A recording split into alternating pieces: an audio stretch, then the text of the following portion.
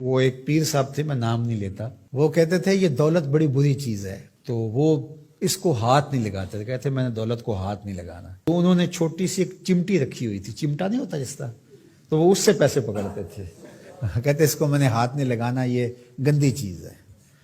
حالانکہ اس کی گندگی تو اس کا لالچ ہے، اور وہ تو صاحب تمہارے سینے کے اندر موجود ہے، چاہے چمٹے سے پکڑو چاہے ہاتھ سے پکڑو، بات تو ایک ہی ہے۔ لیکن اس پر بھی لوگ کہتے ہیں سبحان اللہ، وہ اس پر بھی خوش ہوتے ہیں کہ ہمارے پیر صاحب جو ہیں وہ دولت کو ہاتھ نہیں لگا رہے۔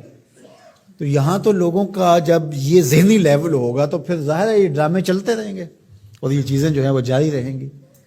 تو اللہ کی حلال کردہ چیزیں، ہم ایک دفعہ ایک تقریب میں گئے تو بعد میں کھانا لگا، تو صاحب خانہ نے اپنی بساط کے مطابق کھانا رکھا، تو ایک صاحب تھے وہ اپنے آپ کو صوفی کہتے تھے، تو وہ کہنے لگے کہ آپ کے گھر میں کوئی لسی ہے، تو وہ ظاہر میں کہنے لگے کہ نہیں، تو کہتے چلو سادہ سادہ پانی لے آؤ، تو وہ پانی لے آئے، کہتے ہیں اب وہ سرخ مرچیں تھوڑی سی لے آئیں، وہ سرخ مرچیں لے آیا، تو اس کے اندر گھول کر کے تو وہ روٹی کو ڈبو ڈبو کے کھا رہے تھے۔ میرے ساتھ 3-4 طالب علم تھے، تو میں نے ان کو آنکھ سے اشارہ کیا کہ یہ چاہ رہے ہیں کہ پوچھیں کہ حضرت یہ کیا ہے،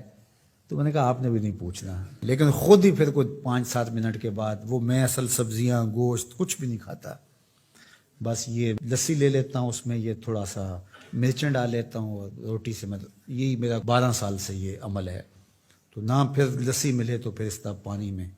تو وہ اس کے بعد وہ میرے تاثر لینا چاہ رہا تھا، میں نے کہا کہ میں تو اللہ کی ہر حلال شے کھا لیتا ہوں، میرے اللہ نے جو حلال کیا میں سب کھا لیتا ہوں، ان کی تو وہیں ہوا نکل گئی۔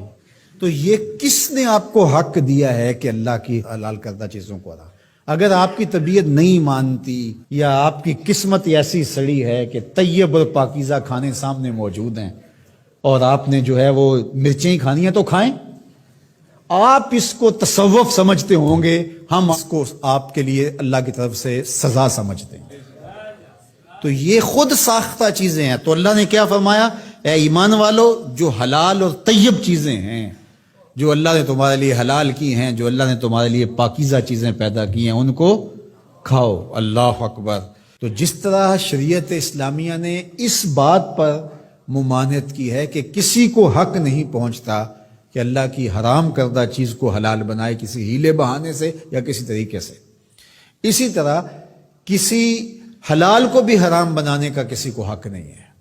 کہ جس چیز کو اللہ نے حلال رکھا ہوا ہے، پاکیزہ بنایا ہوا ہے، اس کو اپنے اوپر حرام کر دے۔ یہ شیطان کی پیروی ہے کہ خود کہنا کہ میں اس کو اپنے اوپر حرام کر لیا۔ تم کون ہوتے ہو اپنے اوپر حرام کرنے والے جب تمہارے خالق نے تمہارے اوپر حرام نہیں کیا ہے؟ ہاں، اگر کسی چیز کی طرف مزاج کسی کا نہیں ملتا، اور وہ بہت ساری سبزیاں ہیں، بعض اوقات ماں کو شام کو مسئلہ ہوتا ہے کھانا پکائیں تو میرا یہ بچہ یہ چیز نہیں کھاتا شوق سے اور فلاں بچہ یہ نہیں کھاتا، تو وہ ایک الگ چیز ہے، وہ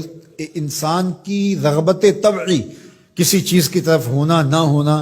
یہ کسی کا مزاج ہے، اور اس مزاج کے بارے میں کسی کو زور بھی نہیں دیا جا سکتا، لیکن اس کو حرمت کے درجے پہ لے آنا اور اس کو اس لیے استعمال نہ کرنا میں نے حرام کر رکھا ہے اپنے اوپر، تو یہ درست نہیں ہے۔